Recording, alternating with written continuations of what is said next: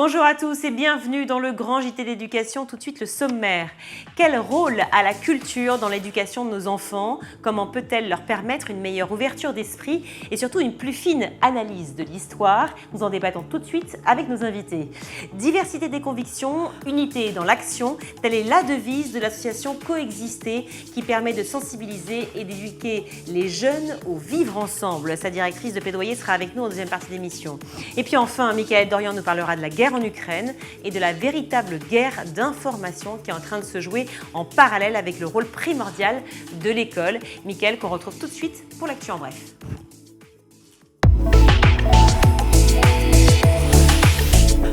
Alors, cher Michael, à Vénissieux, près de Lyon, plusieurs membres du personnel d'un collège ont été agressés. Oui, les faits se sont déroulés lundi. 4 individus qui ne sont pas des élèves ont fait irruption dans le collège Paul-Éluard de Vénissieux et ont agressé verbalement et physiquement le personnel de vie scolaire. Un surveillant aurait notamment été passé à tabac. Les cours qui avaient été suspendus ont repris ce mardi. Une enquête a été ouverte auprès du parquet de Lyon. Ce mardi, Adrien Quatennens s'en est pris à Emmanuel Macron. Le numéro 2 de la France Insoumise a répondu aux questions d'Alba Ventura chez nos confrères d'RTL. Il est revenu sur une rumeur lancée par Jean-Luc Mélenchon et démentie depuis par Emmanuel Macron, selon laquelle le président sortant souhaiterait instaurer l'apprentissage dès l'âge de 12 ans. Emmanuel Macron a dit à ce restaurateur qui l'interrogeait « alternance, apprentissage, orientation dès la 5e ». Pour mieux connaître les métiers. Mais mieux connaître les métiers, c'est une chose. Mais en effet, envoyer les gamins dès la 5e en apprentissage, c'est ce qu'il avait dit. Alors après, il a reculé. Vous mais croyez, d'ailleurs, on peut se satisfaire d'une chose. Vous croyez vraiment qu'on va donc envoyer les enfants non, de 12 ans puisque M. Macron a reculé à la mine. Non, c'est pas ce qu'on dit. Ventura, arrêtez vos caricatures. Là, les auditeurs se rendent compte de la manière dont vous traitez cette interview. C'est un peu vous qui caricaturez, pas du il me tout. semble. Écoutez, quand Emmanuel Macron dit apprentissage, alternance dès la 5e, ça a le mérite d'être clair. D'accord. Et ensuite, il recule. Clair, okay. Et ensuite, si son équipe de campagne vous envoie des petits textos, comme à tous les journalistes, pour dire oh là, en fait, c'est pas. Monsieur Macron n'a pas dit ce qu'il a dit, vous voyez. Voilà, et à noter que c'est Jean-Luc Mélenchon qui était invité sur RTL ce mardi. Il a été remplacé à la dernière minute par Adrien Quatennens. La France Insoumise n'a communiqué aucune explication précise. Attention, si vos enfants sont sur TikTok, son utilisation pourrait provoquer des tics nerveux chez les ados. Oui, selon une étude révélée par le Wall Street Journal, il y aurait une corrélation entre l'usage de TikTok et l'apparition de certains tics compulsifs chez les adolescents. Si le lien entre le réseau social et l'apparition de ces tics chez des jeunes qui n'en avaient pas avant est pour le moment une hypothèse, il semble beaucoup plus probable que TikTok accentue le phénomène chez les personnes déjà fragiles. À Montpellier, la FCPE souhaite sensibiliser sur le problème des cartables trop lourds chez les collégiens. Oui, et une bonne idée à développer. Au collège Joffre de Montpellier, la Fédération des parents d'élèves a organisé une pesée de cartables. Selon une circulaire de 2008, leur poids ne doit pas dépasser 10% du poids de l'élève. Force est de constater que la règle n'est pas respectée et que les cartables sont toujours trop lourds. Sur une semaine, la FCPE a pesé plus de 1000 sacs. Merci, Michael. Quel est le rôle de la culture dans l'éducation de nos enfants? On en parle tout de suite avec deux personnages clés que sont Pape Ndiaye et Hubert Strock. À tout de suite.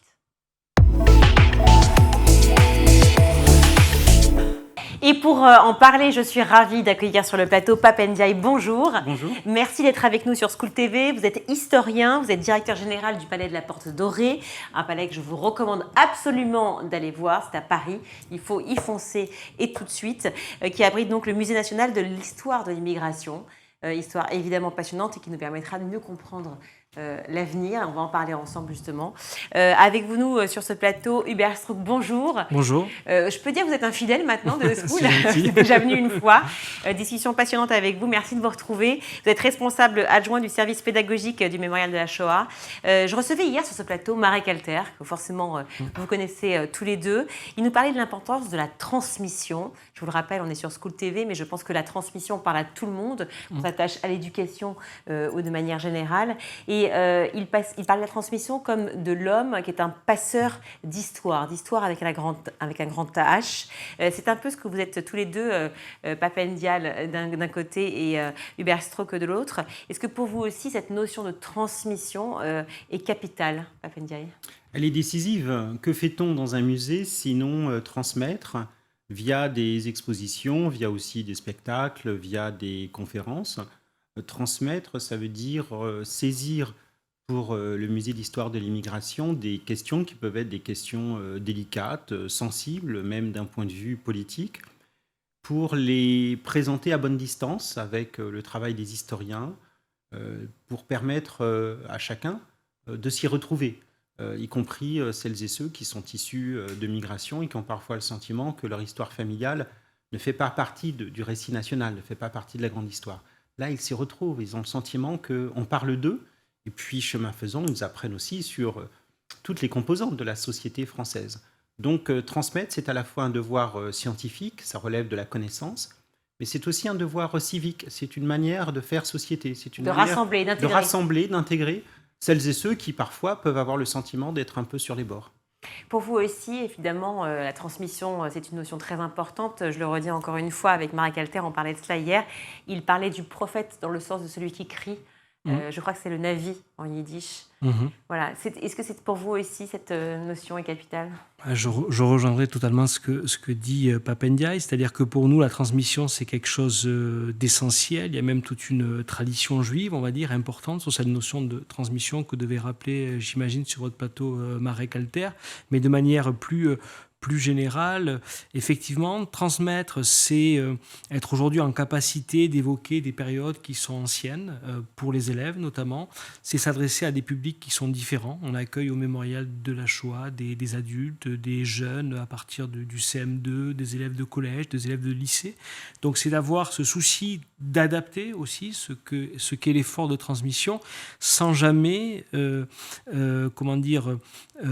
transiger sur le devoir d'histoire que nous avons, sur ce travail d'historien que nous menons avec nos guides, nos médiatrices, nos médiateurs, et aussi en ayant en tête que la transmission, même si elle doit s'asseoir sur une base scientifique solide, elle repose aussi sur d'autres éléments. Le théâtre est un vecteur de transmission, le cinéma en est un autre, des parcours historiques autour du mémorial de la Shoah à Paris, à Drancy, c'est d'autres vecteurs de transmission. Les nouvelles technologies qui interrogent aussi sur parfois la façon dont on les utilise peuvent être, si c'est à bon escient, être des vecteurs de transmission. Et donc le mémorial de la Shoah est dans toutes ces problématiques, et je me permettrai de rajouter avec une forme aussi d'urgence, parce que force est de constater que les témoins de ce qu'a été pour nous la Shoah et la mission originelle de l'institution, ces témoins, par la force du temps, malheureusement,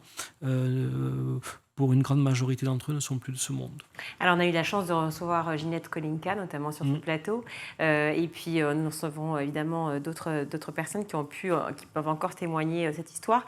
Mais Marek Alter aussi le disait hier, finalement, témoigner de sa propre histoire, c'est aussi une façon d'accrocher, je pense à tous ceux qui nous regardent, mais aussi, puisqu'on est une chaîne sur l'éducation, à tous ces élèves, à tous ces enfants qui, à l'école, ont besoin d'imaginer la grande histoire par le biais de la petite histoire. C'est aussi ce que vous racontez au musée ? Oui, c'est cela. C'est une grande histoire, un récit national qui est fait de 1000 liens tissés par les vagues migratoires, par exemple, qui sont venues en France depuis le XVIIIe siècle. La France a été historiquement le plus grand pays européen d'immigration. Et ça, on peut le présenter, on peut le montrer dans toutes ses dimensions, y compris globales, bien au-delà des frontières européenne. Et j'ai pu noter à de nombreuses reprises combien les enfants, par exemple, y compris les petits d'école primaire, sont surpris et intéressés de voir qu'on parle d'eux. D'eux, je veux dire, de leurs parents, de leurs grands-parents, indirectement. Et ça, c'est un sentiment qui est très réconfortant. Mais de tout, on ne parle pas forcément que d'eux dans le sens, c'est-à-dire qu'on n'a pas besoin d'être juif pour aller mémorial de la Shoah, on n'a pas besoin d'être immigré, ou en tout cas parents ou grands-parents, puisqu'on est tous immigrés en fait. Mais on peut le dire, c'est ça. Sûr. Mais c'est ça qui est important, de pouvoir comprendre que c'est tous à notre histoire à tous. C'est notre histoire à tous, et c'est en même temps dans ces 1001 fils que l'on présente, il y a aussi des fils dans lesquels on peut se reconnaître plus volontiers. Et on parle là, par exemple, de migrations qui n'ont pas toujours été présentées de façon très évidente dans le récit national, notamment les migrations extra-européennes, les migrations africaines ou asiatiques ou caribéennes. Il est donc important de faire un effort, je ne dirais pas unique, mais un peu plus accentué du côté de ces migrations-là pour présenter au fond ce qu'est la société française aujourd'hui. Mais heureusement que les enfants découvrent plein d'autres choses et découvrent des mondes dont ils n'ont même pas idée. En réalité, lorsqu'ils visitent le musée, lorsqu'ils vont visiter notre parcours permanent qui est en construction, il va ouvrir dans 1 an, en réalité, puisqu'il est en rénovation. Les questions sont multiples aussi au Mémorial de la Shoah. Les questions, elles sont multiples en lien avec la transmission. C'est aussi l'idée d'une histoire incarnée. Alors, c'est pas seulement de parler d'eux, mais c'est être capable de parler de parcours, vous parliez de récits biographiques, de parler de ces parcours, de dire que ces parcours, ils ont eu lieu ici, en France, ils ont eu lieu, parce que nous avons une action aussi qui s'est largement développée sur le territoire, près de chez moi. Voilà, il y avait là des enfants, il y avait là une famille qui venait d'Europe centrale, d'Europe orientale, qui est arrivée à la fin du 19e siècle. Et c'est une façon pour eux, finalement, d'appréhender le récit historique par la biographie, par une monographie. Et puis, ce qui fait, je crois, aussi la spécificité de notre site, c'est le document d'archives. Le mémorial, quand il est créé en 1943, l'objectif, c'est de collecter des documents d'archives. Et pour les élèves, c'est ce rapport, je dirais, le rapport de l'historien, le rapport au document. Et c'est aussi cela, c'est de dire que ce que l'on avance, ce que l'on dit, le récit que l'on construit, il est bâti sur une connaissance qui s'écrit avec des archives. Et tout ceci, je crois, à condition aussi d'avoir la pédagogie nécessaire. Et on essaie de faire au mieux de ce point de vue. Eh bien, ça donne sens, on va dire, à leur venue sur un de nos sites. Mais il n'y a pas de remise en question, parce qu'on le voit dans beaucoup de lycées et collèges. On en avait parlé ensemble déjà tous les deux sur ce plateau. Mais c'est vrai que certains soit refusent, soit réfutent une histoire ou l'histoire qui est dite en classe, parce que peut-être qu'elle est trop violente aussi à pouvoir... et puis pas comprise, parce que si les parents ne suivent pas derrière, c'est compliqué de pouvoir avoir ce double langage, ce double discours. Est-ce que vous, dans ces lieux, qui sont des lieux culturels, des musées, justement, cela permet cet échange, cette transmission? Il n'y a pas ce rapport à l'école qui peut être compliqué par rapport à l'histoire? Alors ça, c'est un point effectivement très intéressant. Il n'y a peut-être pas ce rapport qui peut se construire un peu, être parfois éventuellement conflictuel à l'école sur des questions dites sensibles ou socialement vives. Là, ils viennent dans un lieu qu'ils découvrent, donc il y a une dimension culturelle évidente. Et ils ont le choix, mais ils ont le choix, à différence de l'école où en fait c'est obligatoire. Peut-être que cette notion de choix de venir jusqu'à vous est un peu différente. Mais c'est aussi un choix fort de l'enseignant de venir au mémorial, c'est-à-dire de prolonger un travail qu'il a mené en classe, un projet pédagogique qu'il a construit. Mais venir au mémorial de la Shoah, c'est cette possibilité, et c'est comme ça que l'on souhaite transmettre, de poser les questions que l'on veut. Voilà. Il n'y a pas de questions qui soient susceptibles de nous choquer outre mesure. Voilà. On peut comprendre qu'un enfant, qui est en construction, par définition, a des questions surprenantes, a des questions parfois choquantes au regard de mes valeurs, au regard de même ce que représente aujourd'hui la France. Mais c'est notre rôle d'y répondre, parce que, inversement, si je suis choqué, si je suis bloqué, si je n'y réponds pas, qui le fera? Bien sûr, et faire tomber surtout les tabous et les préjugés. Et les préjugés, idées reçues. exactement. Vous devez en parler en permanence, j'imagine. Exactement, c'est le cas par exemple de notre exposition, celle qui vient d'ouvrir sur Juifs et musulmans, justement. Voilà un thème qui est très très propice aux stéréotypes, aux idées préconçues, aux jugements lapidaires. Alors parlez-nous justement, parce qu'elle a lieu, je crois, jusqu'au 17 juillet 2022, c'est ça? Oui, c'est cela, elle est ouverte depuis aujourd'hui, figurez-vous, au grand public. Et donc elle couvre cette histoire qui va de 1830, de la conquête de l'Algérie jusqu'à aujourd'hui. Donc c'est le monde de l'Afrique du Nord et puis ensuite celui de la France métropolitaine à partir des années 60. Et donc l'histoire des interactions entre juifs séfarades, on va dire, et puis musulmans pour l'essentiel arabo-berbères. Une longue histoire bien antérieure à 1830, mais l'arrivée des Français, l'arrivée de l'État colonial jouent un rôle décisif dans leurs interactions avec le fameux décret Crémieux pris en 1870 qui accorde la nationalité ou la citoyenneté aux Juifs, qui étaient jusque-là des indigènes, indistincts des musulmans, et qui laisse les musulmans de côté. Et cette décret Crémieux introduit donc une première rupture en quelque sorte. Cela permet aussi de voir à quel point la naissance de l'antisémitisme où l'essor de l'antisémitisme à la fin du XIXe siècle n'est pas simplement lié à une problématique qui serait strictement européenne, l'arrivée des migrants juifs d'Europe centrale ou orientale ou l'affaire Dreyfus, mais aussi à la question algérienne, la manière dont les blancs non-juifs d'Algérie ont voulu repousser les séfarades dans le monde de l'indigénat. Édouard Drummond, l'auteur de La France juive et député d'Alger. Bref, c'est toute une histoire qui est absolument créé effectivement en Algérie, en fait. Passionnante, avec l'Algérie en position centrale, puis la Seconde Guerre mondiale. Bref, ça permet de comprendre en réalité une partie des tensions parfois qui existent dans la société française d'aujourd'hui et qui trouvent leur origine dans cette longue histoire coloniale que nous retraçons depuis 1830. Donc c'est une exposition en fait qui parle aussi de la société française d'aujourd'hui. Elle aide à mieux comprendre ce qui se passe. On met les pieds dans le plat. C'est quoi les clichés entre juifs et musulmans en permanence? Classique. Un cliché Est-ce que classique. c'est l'objet de l'exposition? Oui. Un cliché évident serait de dire qu'il y a des tensions, voire des animosités depuis l'aube de l'humanité, entre juifs et musulmans, en tout cas depuis la création de ces grandes religions, parce que les juifs et les musulmans sont voués à ne pas s'aimer, à se combattre parfois, parce que ce serait dans leur nature, en quelque sorte. Eh bien non. On constate évidemment que les mondes juifs d'Afrique du Nord et musulmans, pour ne nommer qu'eux, ont vécu de manière très, très imbriquée pendant des siècles. Et il y a des tensions, tout n'est pas rose, il ne faut pas être naïf à ce sujet. Avec d'autres religions et d'autres cultures avec et d'autres pays aussi. Bien sûr, et que les tensions contemporaines ont une origine beaucoup plus récente que ce qu'on pourrait imaginer. Voilà un stéréotype que l'on développe. Oui, nous sommes confrontés effectivement à ce type de stéréotype, et c'est ce que l'on disait, c'est le fait de se rendre dans nos lieux, aussi bien au MNHI qu'au Mémorial de la Shoah, qu'on peut poser ces questions.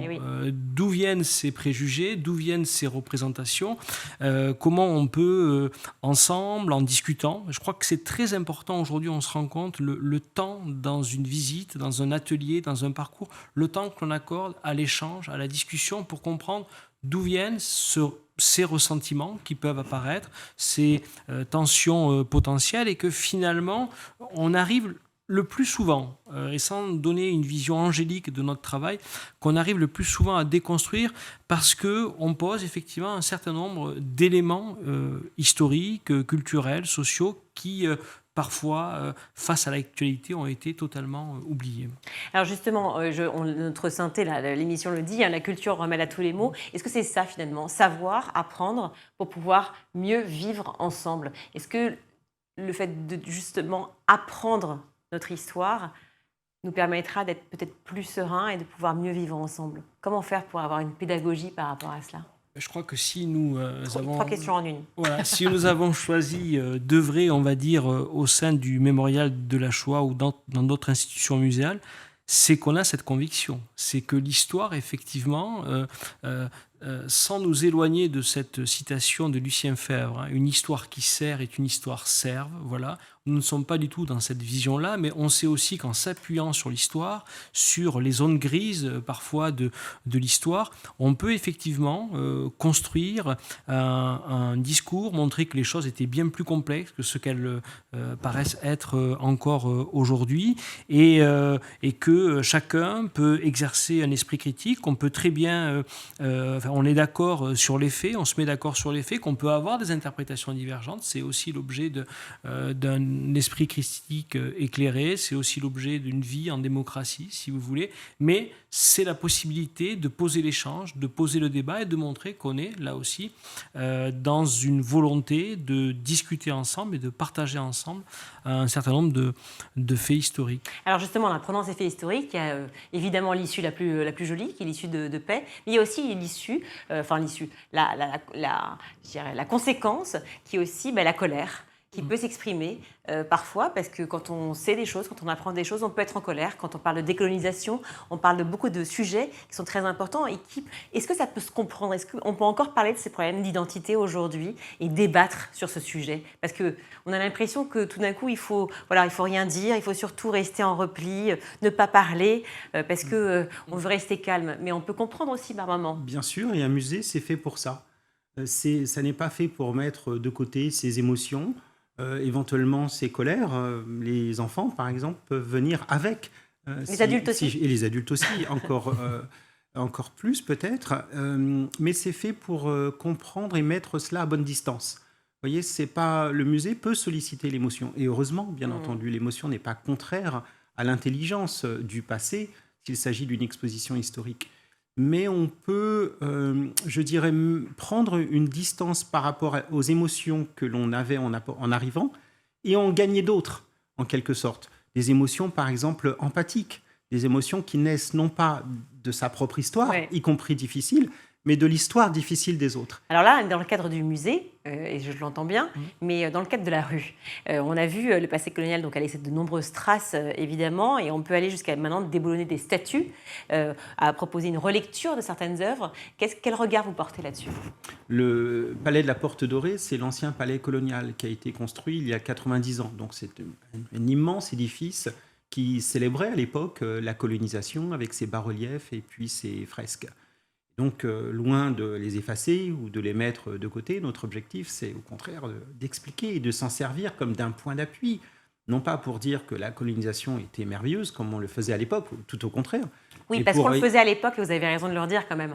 Oui, c'est de la propagande. C'était de la propagande coloniale pour expliquer à quel point la colonisation était grandiose et bénéfique pour les colonisés. Évidemment, aujourd'hui, on dit tout le contraire et on dit soyez attentifs à ce que ces fresques et ces décorations ne montrent pas, bien entendu. Ce qu'elles ne montrent pas de l'histoire coloniale, ce sont les expériences de violence, ce sont les formes d'exploitation qui pouvaient et qui existaient évidemment de manière massive à cette époque. Donc on peut s'en servir, vous voyez, comme d'un point d'appui.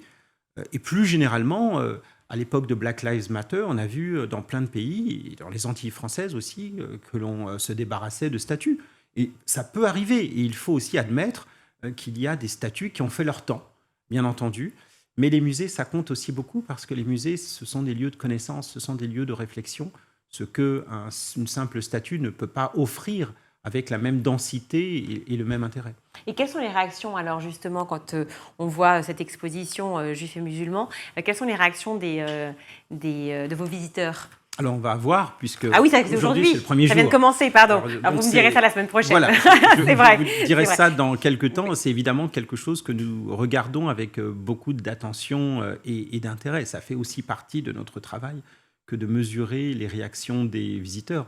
Pour l'instant, ça se passe bien, mais l'expérience est encore un peu courte. Alors, on disait témoigner toujours, apprendre, donner accès effectivement aux archives, et notamment, enfin dans les deux lieux, mais notamment au Mémorial de la Shoah. Mais on voit malgré tout que les faits racistes, que les faits antisémites continuent évidemment d'avoir lieu. On l'a vu cette semaine, la semaine dernière, on le verra probablement et malheureusement encore dans les prochaines semaines. C'est quoi la solution ? Trouvez-moi la solution. Qu'est-ce qu'il faut faire ? Enseigner encore et toujours pour que ça n'arrive plus ? Est-ce qu'à un moment, le fait de parler permettra aux enfants de comprendre, puisque les enfants seront les électeurs, les citoyens de demain ? Oui, mais on l'a dit, je crois, le musée, c'est un lieu de connaissance. Le pari que l'on fait, c'est celui de la connaissance, c'est celui de l'éveil, c'est celui de la rencontre, celui du développement de l'esprit critique. Alors ça peut sembler être de 20 mots face aux situations que vous décrivez, mais à notre place, c'est ce que nous faisons. Voilà, nous faisons de l'histoire, nous travaillons sur des documents d'archives, nous ne faisons pas abstraction des sujets très récents. Je veux dire, quand des élèves viennent, quand nous arrivons dans une des premières salles du musée, il y a toute une série de panneaux sur l'antijudaïsme, sur l'antisémitisme. C'est le moyen pour certains de nous dire « mais oui, les juifs sont puissants dans les médias, sont très riches, etc. » C'est le moment où on va travailler sur des documents pour dialoguer, pour déconstruire, parce qu'on sait aussi que, et c'est l'expérience que nous montrent les génocides, tout propos raciste ou antisémite, évidemment, ne mène pas à un génocide. Ça serait terrible que d'avoir ce type de discours. Mais on sait en revanche que les génocides du XXe siècle ont été préparés par ce type de préjugés, par ce type de discours et par de l'exclusion. Et que donc on a ce souci de réfléchir avec les élèves sur la portée d'un préjugé, sur la portée de propos, en s'appuyant sur une matière qui est la matière de l'historien. Dans quelques jours, c'est le premier tour des élections. Beaucoup, justement, parlent d'immigration, dans un sens comme dans un autre. Je vous cite Pape Ndiaye, notre mission, c'est de faire de l'immigration un élément central de l'histoire nationale. Et ce sera le dernier mot. Oui, c'est de faire que l'immigration soit dans le récit national et pas une note de bas de page. Il ne s'agit pas de ne plus parler d'immigration, il s'agit de bien en parler, c'est-à-dire de manière plutôt bienveillante. Évidemment, c'est l'esprit de notre musée, comme dans beaucoup d'autres pays d'ailleurs, qui s'en portent pas plus mal pour ça. Et puis de montrer surtout que si on veut comprendre la société d'aujourd'hui, il faut s'intéresser à l'immigration, parce que la France a été un grand pays d'immigration et qu'il n'y a pas de raison d'en avoir honte. Oh non, au contraire, c'est la richesse de notre pays. Merci mille fois à tous les deux. Merci Pape Ndiaye, vous êtes historien, directeur général du Palais de la Porte Dorée et vous abritez évidemment le Musée national donc, de l'histoire de l'immigration. Je rappelle que donc, l'exposition Juifs et musulmans a démarré aujourd'hui et elle est jusqu'au 17 juillet 2022. Et vous pouvez aussi aller au Mémorial de la Shoah. Courez-y si vous n'avez jamais été, car c'est passionnant de pouvoir revoir effectivement toute l'histoire du peuple juif, mais aussi, évidemment, de la Seconde Guerre mondiale et de la Shoah. Hubert Strauch, merci mille fois. Vous êtes responsable adjoint du service pédagogique. Merci encore à vous deux d'avoir été avec nous. Dans quelques minutes, on va retrouver Bénédicte Charrier qui va nous parler de coexister. À tout de suite.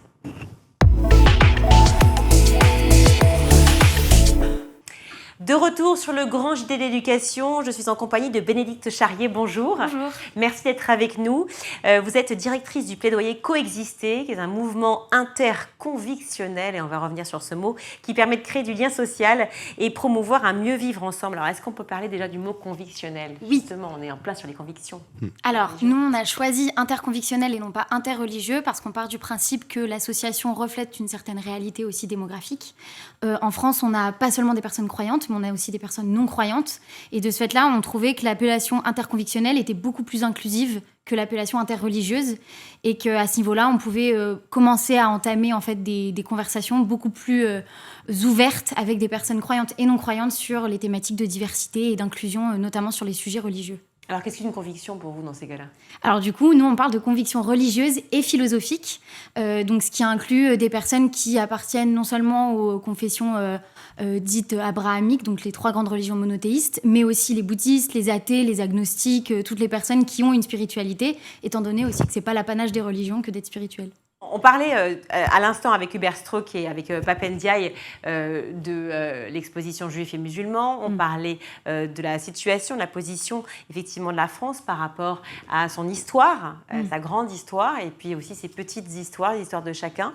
Est-ce que on peut parler ouvertement, selon vous, non pas de conviction là, mais de religion en France ?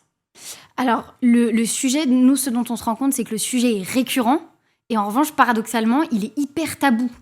Donc c'est ça qui est assez incroyable, c'est qu'on en entend parler sur tous les plateaux télé, c'est un sujet qui est hyper récurrent dans le traitement médiatique, et pour autant, dès qu'il faut un peu l'aborder de manière frontale pour trouver des solutions concrètes, là, il n'y a plus personne. Donc là, c'est un petit peu le constat qu'on fait, et c'est pour ça que nous, dans notre travail du quotidien, on essaye d'apporter des solutions très concrètes, déjà dans le milieu de l'école et dans le milieu scolaire, pour pouvoir faire de la déconstruction de préjugés, et puis surtout agir avec tous les acteurs de terrain aussi, pour pouvoir les aider sur ce créneau-là, quoi. Ces préjugés, ils en ont parlé justement, Oui. Hubert Strauch et puis Pape Ndiaye. Vous ressentez les mêmes préjugés en permanence, vous les voyez ? Ouais, exactement. Alors nous, ce qui est assez intéressant, c'est que là, chaque année, on sort une enquête des préjugés, donc qu'on tire justement des sensibilisations qu'on fait en milieu scolaire. Donc l'idée, c'est qu'on a plusieurs ateliers qu'on fait avec les jeunes, et notamment un atelier sur les préjugés. Et donc de savoir quels mots ils mettent quand ils entendent par exemple juifs, chrétiens, musulmans, athées. Et l'idée, c'est de faire une compilation en gros de tous ces mots et de voir qu'est-ce qui ressort et qu'est-ce qu'on peut traduire de tous ces mots qui ressortent. Et qu'est-ce qui ressort le plus, par exemple ? Par exemple, et ça on peut le corréler aussi avec l'actualité, c'est qu'au moment où il y avait eu une recrudescence des actes antisémites, notamment pendant le confinement, on a nous aussi noté qu'il y avait une recrudescence des mots antisémites lorsqu'on leur disait qu'est-ce qui vous vient à l'esprit quand vous entendez le mot juif ou judaïsme. Et notamment, on avait radin, riche, etc. Donc, toujours lié à l'argent. Toujours lié à l'argent. Et du côté musulman ? Et du côté musulman, on va avoir, alors moins maintenant, mais on a eu pendant une grosse période terroristes, attentats, etc. Du catholique chrétien. Et du côté catholique chrétien, là en plus on est en pleine campagne de sensibilisation pour les préjugés. On a notamment religion de vieux, tradis, fermés, des choses un peu comme ça, ouais. Bon, ça en dit long sur tout le travail qu'on a encore à faire. Et donc, vous disiez, vous avez des solutions que vous proposez justement à l'établissement. C'est quoi les solutions en dehors effectivement du travail sur les préjugés ? Qu'est-ce que vous proposez d'autre comme atelier ? Alors, au niveau des établissements scolaires, déjà, on propose un kit prof. Donc à destination des professeurs, où on a 4 vidéos qu'on a créées, donc une déjà sur la laïcité, et 4 autres sur le christianisme, le judaïsme, l'islam et l'athéisme, pour que les professeurs en fait puissent en parler en toute sérénité, parce qu'on sait que c'est compliqué et que parfois ça les met sous tension que d'aborder ces sujets-là dans une classe, suivant en plus les enfants qu'ils peuvent avoir dans leur classe, la diversité, etc. c'est toujours des contextes qui sont assez différents où il faut les outiller sur ces sujets-là pour qu'ils puissent les aborder un peu plus sereinement, quoi. Pourquoi, selon vous, on en arrive à ce stade-là? Pourquoi c'est compliqué de parler de religion? Pourquoi c'est compliqué de parler d'une certaine période de l'histoire? Alors déjà parce qu'il y a une méconnaissance totale de la laïcité sur ce qu'elle renferme et sur ce qu'elle dit aussi de notre pays. Et puis, en plus de ça, comme je disais tout à l'heure, il y a un tabou autour de la religion qui fait qu'il y a un analphabétisme religieux qui est hyper prégnant. Donc, que ce soit au niveau des enfants, qui connaissent très peu finalement, si ce n'est de leur héritage culturel, familial, de ce qu'ils vont apprendre à la maison, mais du coup très peu sur ce qu'ils vont en apprendre à l'école, et puis surtout sur le lien avec la citoyenneté. C'est comment est-ce qu'on arrête de décorréler deux choses, parce que finalement, quand on apprend des choses sur sa religion ou sur sa conviction traditionnelle, c'est toujours en lien avec une façon de voir la société aussi. Et en fait, si on décorrèle ça de la notion de citoyenneté française, ben, on a affaire à deux mondes qui s'opposent potentiellement. Et en fait, ça n'a aucun sens. Donc, il faut arriver à réconcilier ça, et ce qui est notamment porté, normalement, par la laïcité. Le fait de se dire qu'on est dans une société qui permet à toutes les convictions d'être égales, et que c'est le cadre légal qui les permet toutes, mais qui les encadre.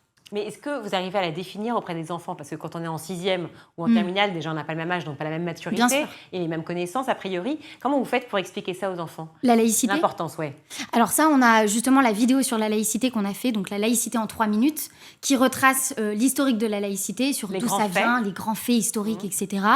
Et surtout, ce qu'elle dit juridiquement. Donc, qu'est-ce qui est caractérisé en droit? Qu'est-ce que tu as le droit de faire? Qu'est-ce que tu n'as pas le droit de faire? Et puis surtout, remettre un peu, apaiser les jeunes, parce que souvent, on en a qui sont... qui vont voir la laïcité comme quelque chose qui les empêche d'être eux-mêmes, ou au contraire, qui vont voir la laïcité comme un outil qui est là pour réprimer. Donc l'idée, c'est de replacer le contexte en disant, voilà ce que la laïcité permet, voilà ce qu'elle ne permet pas, et pourquoi. Donc être vraiment dans une démarche pédagogique et historique. Ils arrivent à comprendre lorsque vous expliquez que la laïcité permet au contraire à chacun de pouvoir justement vivre sa religion comme il l'entend. Est-ce qu'ils arrivent à le comprendre, ça, hein? Oui, en fait, c'est ça qui est intéressant, c'est qu'ils sont... souvent, je pense qu'on a tendance à sous-estimer les jeunes dans leur capacité de compréhension et d'analyse de ce qu'on peut leur dire. Et pour autant, si on arrive juste avec des mots simples et surtout avec un cheminement qui est logique, c'est pour eux, derrière, c'est logique aussi. Donc, il n'y a pas de raison, en fait, qu'ils ne comprennent pas. Vous arrivez à vous distinguer de l'EMC, j'imagine, hein, mais c'est une question un peu bâtarde, mais de l'EMC, c'est-à-dire l'éducation morale et civique, et évidemment, les ateliers que vous proposez. En quoi vous vous distinguez ? Alors, nous, on intervient beaucoup, notamment dans l'enseignement privé. Donc, ils nous font intervenir à différents moments, soit dans le cadre de l'EMC, lorsqu'ils parlent des sujets de citoyenneté, des discriminations, etc. Soit dans le cadre de cours d'histoire, mais globalement, c'est plutôt dans le cadre de l'EMC. Donc, ça rentre dedans. Et nous, c'est ce qu'on encourage aussi, cette espèce de coopération entre l'éducation nationale et les organisations d'éducation populaire, et notamment les organisations de jeunesse. Parce que là, nous, ce qu'on fait, c'est de l'éducation aussi par les pairs, où c'est des jeunes de Coexister qui sont pas très loin des jeunes qui sont au collège ou au lycée en termes d'âge, et qui peuvent leur parler et de leur expérience et de ce qu'ils ont appris en termes de formation chez Coexister, lorsqu'on leur apprend la laïcité et puis les outils qui nous permettent de mieux vivre ensemble. Alors que souvent, les collèges privés sont souvent religieux, donc c'est assez étonnant, parce qu'on pourrait imaginer que vous intervenez davantage dans les lycées publics, au collège public. Là, vous me dites que c'est dans le privé. Est-ce que vous aurez aussi une porte vers le public ? On espère que ça va se faire dans peu de temps, qu'on va pouvoir un petit peu... Vous avez toute légitimité, en tout cas. Oui, en tout cas, on le pense vraiment. On a vraiment une expérience et une expertise de terrain qui, aujourd'hui, nous permet de pouvoir agir sur le terrain avec les profs, les associations aussi d'éducation populaire, et puis surtout d'être en coopération toujours plus forte avec l'éducation nationale sur ces sujets-là, parce qu'on sait à quel point c'est important.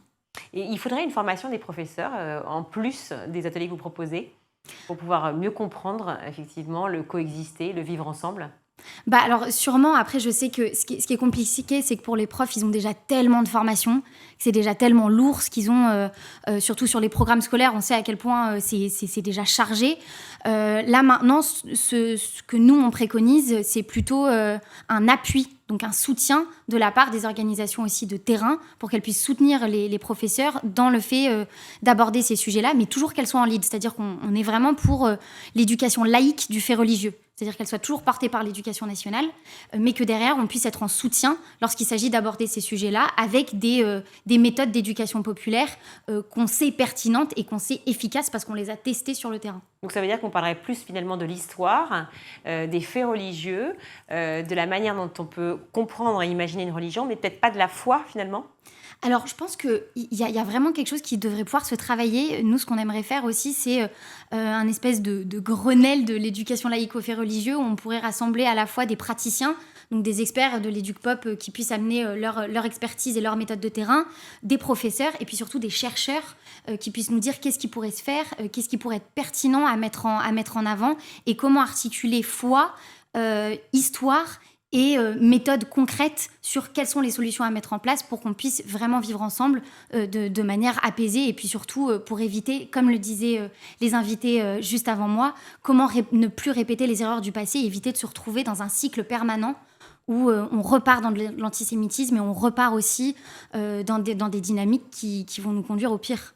Comment est-ce qu'on fait pour inculquer des valeurs à des jeunes, des valeurs de laïcité ou des valeurs liées notamment effectivement à l'instruction, à la découverte des religions, à des jeunes qui à la maison auraient peut-être une contradiction au niveau de ces valeurs dans les discours qu'ils peuvent entendre? Alors nous, on préconise des espaces de mixité pour ça, c'est-à-dire qu'on encourage vraiment les jeunes à pouvoir rejoindre ne serait-ce que par exemple des groupes coexistés qui sont partout en France notamment et qui permettent à des jeunes qui n'auraient pas eu l'occasion de se rencontrer autrement de nouer des amitiés, de se rencontrer, de dialoguer et de suivre un parcours. Nous, on a un parcours en 3 étapes qui permet aux jeunes de se rencontrer sur des événements de dialogue avec plein de sujets pour un peu briser les tabous sur les sujets religieux notamment. Par exemple, je sais pas, la place des femmes dans les religions, comment articuler religion et démocratie. Alors des sujets qui seront après plus ou moins difficiles selon aussi les groupes et selon les classes d'âge qu'on va retrouver dans les groupes de coexister. Donc il y a ça, l'idée de vraiment discuter de ces sujets-là. Ensuite, de passer sur du faire ensemble. Donc on essaie de dépasser le dialogue 1.0 et vraiment d'être sur du faire ensemble aussi, en disant maintenant qu'on a appris à se connaître et qu'on a noué, en tout cas qu'on est en train de nouer des amitiés, qu'est-ce qu'on peut faire ensemble et comment est-ce qu'on peut mettre nos convictions au service du bien commun. Et là, on est sur des actions de solidarité. Et ensuite, à partir de là, ils peuvent vraiment témoigner de leur expérience de coexistants et de coexistantes, c'est comme ça qu'ils aiment bien s'appeler aussi, auprès des plus jeunes et à faire une éducation par les pairs et avoir un volet vraiment de transmission sur qu'est-ce que c'est. Vous ne voulez pas vous présenter aux élections? Vous avez 4 jours. Non, mais par contre, je veux bien qu'ils nous invitent pour qu'on discute de tout ça avec eux. Ce serait bien, effectivement. On peut au moins le proposer pour le 2e tour. Ah bah, voilà. Nous, on est ouverts. Hein. Merci beaucoup, en tout cas, Bénédicte Charrier, d'avoir été avec nous. Je rappelle que vous êtes directrice du plaidoyer Coexister, un mouvement interconvictionnel qui permet justement du lien social et promouvoir ce fameux mieux vivre ensemble que l'on souhaite tous ou presque, mais j'espère qu'on le fera tous à 100%.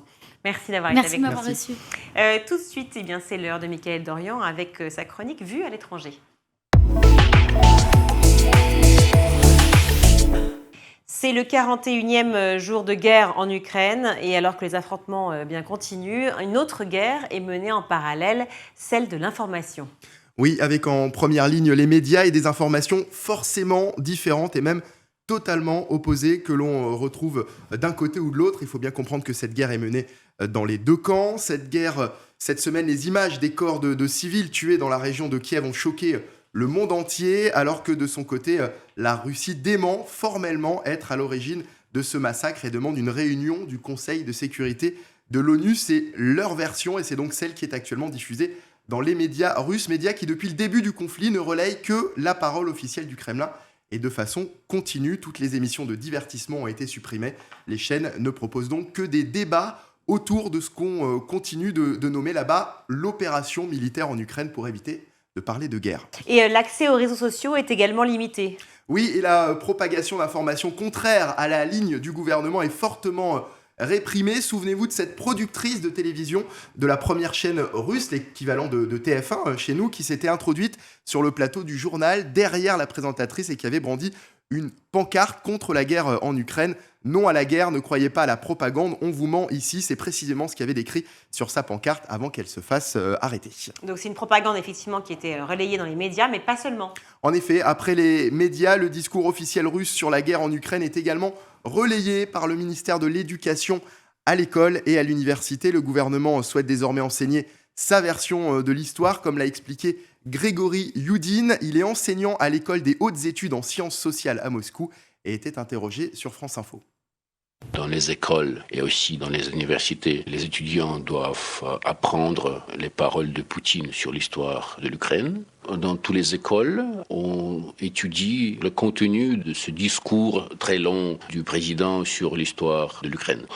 Si tu poses trop de questions, c'est déjà criminel.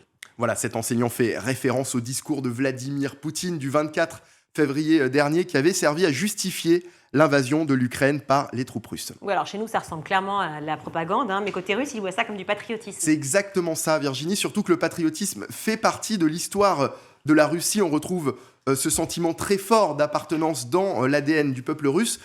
Pendant la guerre froide, par exemple, on enseignait déjà aux enfants un modèle culturel et politique en opposition avec celui de l'Occident. Et aujourd'hui, la Russie estime à nouveau que ce modèle-là est menacé. Et pourquoi justement le gouvernement russe s'intéresse autant à l'école ? Le 3 mars dernier, le ministre de l'Éducation russe, en personne, expliquait que les écoles étaient primordiales pour gagner la guerre psychologique contre l'Occident. Il affirmait à ce moment-là que 5 millions d'enfants russes avaient regardé une série produite par le gouvernement intitulée « Les défenseurs de la paix », diffusée dans les établissements scolaires et servant une nouvelle fois à justifier l'invasion de l'Ukraine. Oui, alors justement, cette invasion de l'Ukraine, qu'est-ce qu'il est dit aux enfants lors de ces leçons de patriotisme ? Alors, selon le Washington Post, on dit par exemple aux enfants que l'Ukraine n'a jamais vraiment existé en tant que pays, que ce n'était autrefois qu'un petit morceau de terre appelé Malorossia, en français Petite Russie. Un diaporama de cartes suit affirmant que l'Ukraine moderne est une construction de l'Union soviétique et que des régions telles que la Crimée sont tombées accidentellement entre les mains de Kiev après l'effondrement de l'URSS en 1991. Et puis concernant les événements des dernières semaines, tels que les attaques russes contre les cibles civiles à Mariupol ou à Kharkiv, elles sont présentées comme de fausses nouvelles. Cela ferait partie des tentatives occidentales de blanchir l'Ukraine.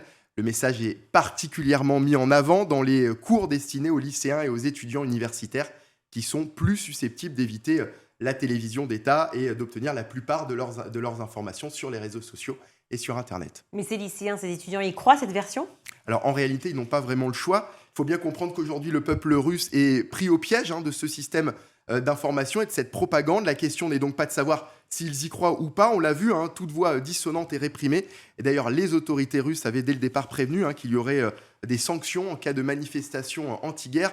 Alors pour terminer, je l'ai rappelé au début de cette chronique, la guerre est aujourd'hui menée dans les deux camps et des fausses informations circulent d'un côté et de l'autre. Il est donc très difficile de démêler le vrai du faux. C'est pour ça que régulièrement des enquêtes sont réclamées auprès de l'ONU. Mais comme l'a dit si justement Marek Alter, pas plus tard qu'hier sur School TV, dans le grand JT de l'éducation, un jour on saura.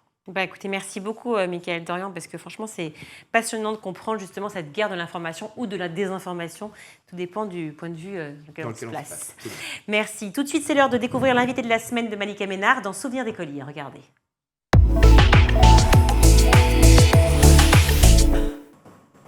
Bonjour à tous et bienvenue dans Souvenirs d'écoliers. Toutes les semaines, je reçois une personnalité qui se confie sur son enfance et sa scolarité. Et avec moi cette semaine, Barbara Cabrita. Bonjour Barbara. Bonjour Malika. Alors vous êtes comédienne mannequin, on vous a découvert au début des années 2000 et vous êtes depuis au casting de la série Sam sur TF1. Qu'est-ce qui vous a plu dans ce projet ? Le personnage, il m'a vraiment plu. Le fait d'incarner une prof un peu, très solaire, qui résout les problèmes, qui a aussi des envies d'éducation alternative. Voilà, ça m'a vraiment plu. D'autres projets à venir en 2022 ? Alors oui, la suite d'Escape, qui était sur W9, c'était un escape game qui partait en vrille, c'est un peu un thriller. On fait la suite parce que ça a marché, et ça c'est chouette. Ouais. Je suis passée à côté. Vous l'avez vu, je ne vais pas faire semblant. Non, mais ça a cartonné en fait parce que c'était la première fiction, la première création de W9 française. D'accord. Ok. Et c'est super, c'est avec mon collègue de toujours, Lannick Gautry, avec qui j'ai tourné dans La Cage Dorée. Et ça a été tourné ou c'est... Ça a été tourné le premier volet, et là on tourne cet été le deuxième. Ouais, donc fin de l'année 2020 de la diffusion. Ouais. Et il y aura Poulet grillé aussi sur France Télévisions qui va sortir. Donc ça fait beaucoup de projets. Oui. Mais là on fait un petit flashback. On revient dans votre enfance pour se remémorer vos souvenirs d'écolière. Ouais. Quel type d'élève étiez-vous ? J'étais, j'allais dire transparente, Non, mais c'est bizarre comme c'est mot le premier mot qui vient. sort. Mais discrète. complètement discrète et avec une moyenne. C'était pas du tout égal, c'était assez extrême. J'avais des notes en sport et en langue super et le reste était vraiment pas terrible. Mais je passais juste à chaque fois. À chaque fois la moyenne, puisque ça s'équilibrait. J'avais toujours au-dessus de 10. Donc une élève moyenne. Ouais, vraiment moyenne. Mais j'étais très scolaire, c'est très bizarre. En fait, vous étiez sage. J'étais sage, j'adore apprendre. Mais c'est vrai qu'à ce moment-là, j'étais pas très bien dans les classes, dans l'école et tout. J'étais pas. J'ai vécu. Maintenant, on met un mot dessus, le harcèlement scolaire. Et pourquoi vous étiez victime de harcèlement ? Enfin, comment ça se manifestait ? Alors, ça se manifestait par de l'humiliation dans la Mais qu'est-ce qui prêtait chez vous Les vêtements, Donc c'est pour ça que j'étais très discrète. Je parlais pas beaucoup. Ouais, vous voulez pas qu'on vous remarque. Ouais, du tout. Mais les vêtements en fait, on ne sait pas pourquoi les enfants sont pris pour cible à certains moments. Et vous n'aviez pas d'amis qui vous ont... J'avais un petit groupe de... C'est justement ça qui a été chouette à vivre. C'est que j'avais 3 copains. Ouais. Vraiment. Que des garçons. Oui, des garçons qui me protégeaient. Justement, ils vont plus vous aider, normalement. Oui, mais eux-mêmes avaient leur bande. Donc, si vous voulez, c'était un petit peu en catimini, quoi. C'était, ils m'aimaient bien, ils voyaient que j'étais un peu en difficulté, donc de temps en temps, quand ça allait trop loin, ils me protégeaient. C'était tous les jours ? Ouais. Sur les vêtements ?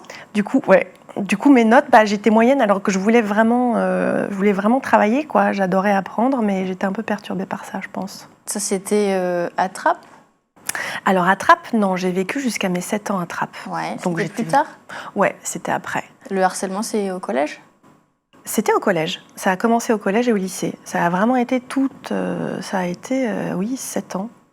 Est-ce que vous pouvez quand même dire que vous avez eu une enfance heureuse ? Je ne pense pas. À cause de Pour ça ? être très sincère. Ouais. Bah oui. Ouais, vraiment. J'ai pas du tout de... Et alors, ce qui était très drôle, c'est que Sam a été tourné exactement dans la région dans laquelle j'ai vécu tout ça. Donc pour moi, ça a été très intéressant. Bah oui, ça a fait remonter toute cette scolarité, cette enfance et tout. Et je trouve que c'est intéressant aussi de se dire qu'on arrive totalement à se sortir de ça, des violences qu'on peut subir des autres. Mais toutes ces années après ? Ouais. Donc ça met quand même du temps de... Parce que le harcèlement scolaire, c'est un vrai sujet maintenant. Ah oui, c'est pour ça, maintenant, on met vraiment un mot dessus. Mais à l'époque, on ne mettait pas de mots et on subissait, on ne comprenait pas. Vous aviez des frères, des sœurs ? J'avais une sœur, mais qui est partie de la maison au moment où, pour moi, ça a commencé. Et ensuite, j'ai un petit frère. Donc, en fait, j'étais vraiment dans ce... Et eux n'avaient aucun souci Non, c'est très étrange. C'est la fin de ce numéro. On se retrouve demain, toujours en compagnie de Barbara Cabrita pour la suite de Souvenirs d'écoliers. À demain. Tout de suite, c'est le meilleur de School TV avec le Zap.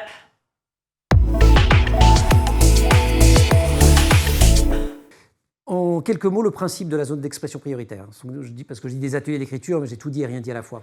Le principe est très simple, on est persuadé que tout le monde a quelque chose à dire, mais ne se sent pas forcément légitime à le faire et n'a pas forcément les armes pour le faire. Donc nous avons agrégé avec Emmanuel, et puis maintenant une équipe de 10 salariés et 4 services civiques, toute une petite galaxie de journalistes permanents ou pigistes qui font des ateliers d'écriture, mais aussi des ateliers radio, avec un mantra assez simple, tu as quelque chose à dire, nous allons t'aider à le faire. Et ce que tu dis est suffisamment important pour trouver sa place dans des médias grand public. D'abord, justement, Perrine, on revient à Azimut, à ce podcast qui éclaire l'avenir des lycées et des lycéens et des lycéennes. L'idée, c'était d'apporter des réponses claires à des questions qui ne sont pas forcément toujours, justement, parce qu'il y a énormément de possibilités qui sont à la fois offertes pour ses études supérieures, pour son orientation scolaire et professionnelle. Vous n'arriviez pas à trouver les infos directement auprès des conseillers et conseillères d'orientation ? Alors déjà, on ne peut pas tous avoir accès aux conseillers et aux conseillères d'orientation. Il y en a quelques-uns dans les lycées, il y en a quelques-uns qui ont des entreprises privées ou des freelances. Et puis, il y a quand même beaucoup d'autres sources de documentation. Le site Parcoursup lui-même est une bibliothèque incroyable. Il y a plein d'autres sites depuis longtemps qui existent, des blogs, des vidéos. Ce qui est compliqué, c'est dans cette question d'orientation, c'est de trouver le média qui est simple, qui est rassurant, et c'est rarement le cas. Et c'est la voix et le podcast donc qui s'impose comme ce médium rassurant. C'était le bon format pour catalyser ces questions? Alors, moi, je suis podcasteuse depuis un certain temps et je connais le pouvoir de la voix. Il y a un élément très calmant, il y a un élément très rassurant. Et puis, on propose des formats très courts. Ce qui est intéressant, c'est que les parents et les élèves et les enfants comprennent en fait des choses peut-être différentes en écoutant, ils peuvent en parler. Et ça, c'est très important pour nous. Tout n'est pas facile pour toutes les personnes atteintes de trisomie 21. C'est comme nous avons chacun notre intelligence. On ne peut pas tous faire Polytechnique. Et ben, les trisomiques 21, c'est pareil. Il y en a qui sont encore plus fragiles que d'autres. Donc, il y en a pour qui l'accès au milieu ordinaire sera plus difficile. Donc pour ces jeunes-là, c'est vrai que ça peut être quand même important qu'il y ait des structures comme les IME qui permettent un accompagnement éducatif plus important et plus sécurisant, parce que c'est de cela dont ils ont besoin. Bien sûr, étant enseignante en milieu ordinaire, je ne vais pas vous dire que je ne prône pas l'inclusion et le milieu ordinaire, parce que je trouve que plus on nourrit les jeunes, plus on les éduque, plus on leur donne un enseignement, plus ils vont progresser. Ça, c'est comme tout en chacun. L'appétit vient en mangeant, si je puis dire. Donc, c'est normal que grâce aux Ulysse et grâce à la scolarisation pour tous, ils vont avancer. D'inquiétude qu'on voit poindre. On se posait la question à la fin de ce travail de savoir si l'insouciance était encore quelque chose d'admis, de possible. On n'a évidemment pas la réponse. Il faut aussi nuancer parce que on s'adresse évidemment prioritairement aux zones d'expression prioritaires qui recoupent pas mal les zones d'éducation prioritaire, les réseaux aujourd'hui dont tu as mal parlé. Donc on a évidemment tendance à se focaliser, nous, sur des territoires où l'âpreté est plus marquée que dans d'autres. Mais on intervient aussi dans un collège à Neuilly, à 2 pas d'ici, où donc on a fait ce travail sur la France entière, puisqu'on est allé de Villeurbanne à Nancy, de Toulouse à Billon en Auvergne, l'Île-de-France, voilà. Enfin, on a essayé de rayonner le plus. Écoutez, ça c'est justement un verbe qui vous correspond bien, Alain Manoukian, puisque vous avez fondé notamment réussirsonoral.com. Vous nous aidez donc à travailler notre voix avec un X pour mieux découvrir notre voix avec un E. C'est votre mission. Et là, actu oblige, on est à un peu plus de 70 jours du bac. Pour les lycéens et les élèves de terminale, c'est donc le baccalauréat tout court, général. Et c'est le bac de français pour leur religionnaire de première, des épreuves qui misent sur l'oral, oui, mais qu'il faut savoir maîtriser la voix. C'est justement un exercice de soft skills en priorité, ses compétences, ses savoir-faire. Oui, alors, la voix, c'est qu'une résultante, effectivement, d'un processus intérieur qui permet à l'enfant d'arriver à être calme et détendu. Alors, effectivement, il y a l'épreuve du baccalauréat qui va arriver bientôt au mois de juin, mais dès maintenant, effectivement, pour les étudiants effectivement, qui sont en terminale, ils ont des examens en post-bac, ce qu'on appelle, pour les écoles d'ingénieurs, de commerce, de BTS, dans lesquels il faut qu'ils se déterminent. Il va y avoir ensuite des étudiants en master, donc il y a tout un processus, et les étudiants en médecine. Donc la voix est juste un processus. Et je reviens à ce que vous disiez, madame, c'est le point important, c'est dans tout cet exercice-là, et même c'est important à 30, 35 ou 50 ans, c'est qui je suis. Et le qui je suis est attendu par les jurys, par les recruteurs, lorsqu'on est en entreprise, lorsqu'on cherche sa voie, lorsqu'on se réoriente, puisque réussir son oral, c'est une approche aussi bien pour les 17, mais pour les 77 ans, hein, c'est une approche un peu globale, que nous avons mettre en place pour les particuliers qui avaient un espace de recul et de ressources permettant effectivement de se trouver eux-mêmes, d'une certaine façon. Mais une fois qu'on s'est trouvé, a priori, il faut réellement aller dans le bain et dire qui on est et ce que je suis. Et ce que je suis, et ensuite, qu'est-ce que j'ai envie de faire demain? Et c'est les deux aspects qui sont absolument importants, qui permettent de poser cette voie. Mais cette voie, c'est juste un travail avec soi, avec son intérieur. Alors, parfois, on peut le faire en famille, c'est très bien, parce qu'effectivement, ça permet de situer. Mais les parents, des fois, ne savent pas trop qui ils sont non plus. Donc, c'est pas facile. Et c'est pour ça que le coaching permet de cette prise de recul qui permet à la personne de se connaître un petit peu mieux. Et on a des outils, des techniques, puisque nous sommes des coachs professionnels, permettant effectivement de révéler à la fois la partie d'eux-mêmes sur le Parcoursup. Alors, nous ne sommes pas spécialistes de Parcoursup, mais de savoir, avec des métaphores, pour comprendre effectivement ce qui est important pour soi, ce que j'ai envie de faire, indépendamment des parents, indépendamment de l'environnement, parce que les parents, des fois, ils mettent des freins. Ce sont des personnes, effectivement, qui peuvent limiter l'approche, à la fois pour le meilleur et pour le pire. Mais donc, dans un contexte effectivement complètement confidentiel et éthique, qui permet à l'enfant de savoir peut-être où il va demain, et de pouvoir se tromper au cas où, et à la fois surtout de connaître qui il est lui-même par rapport à ses valeurs et toutes ses qualités. Être différent, c'est normal, Olivier Roubaud. C'est un message qui est difficile encore aujourd'hui, en 2022, à faire passer au sein de l'école. Ah oui, ce message est très difficile à faire passer.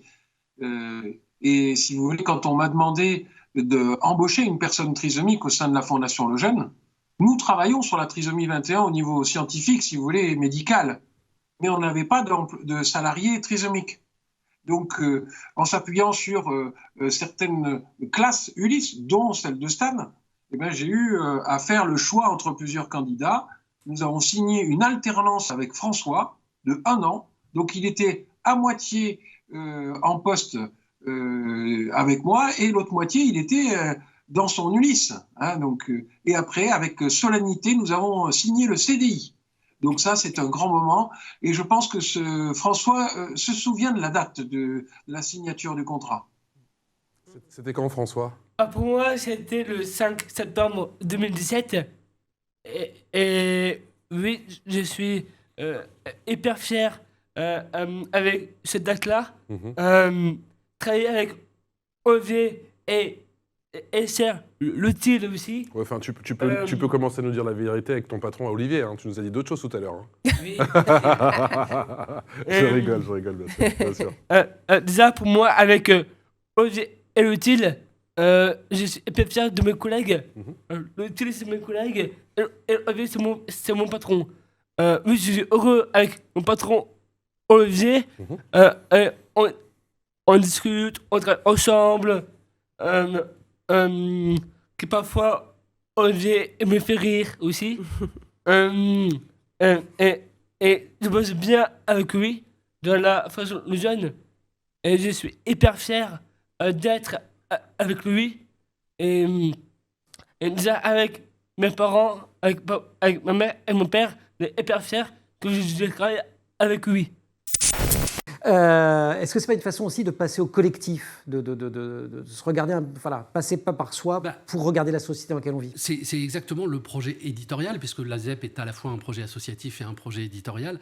Le projet éditorial est effectivement à travers une multitude de petites histoires, de dresser un tableau collectif. C'est presque une expérience tachiste, j'ai envie de dire, du journalisme. Tachiste comme en peinture, quand on fait des tâches.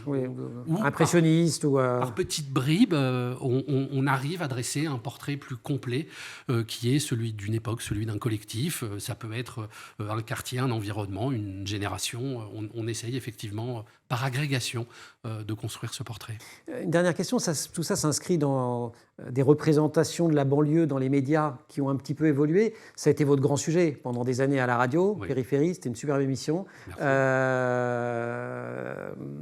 que ça évolue un petit peu? Est-ce que ça bouge un peu, vous qui les observez depuis Alors, la ZEP n'intervient pas que dans les quartiers politiques de la ville. Hein, on le fait beaucoup, essentiellement. Mais il y en a quand même quelques-uns. Moi, sans le rouvrir, Villeurbanne, etc., vous les avez cités d'ailleurs. Majoritairement, puisque la ZEP est fortement soutenue par l'Agence nationale de la cohésion des territoires, donc le ministère de la Ville.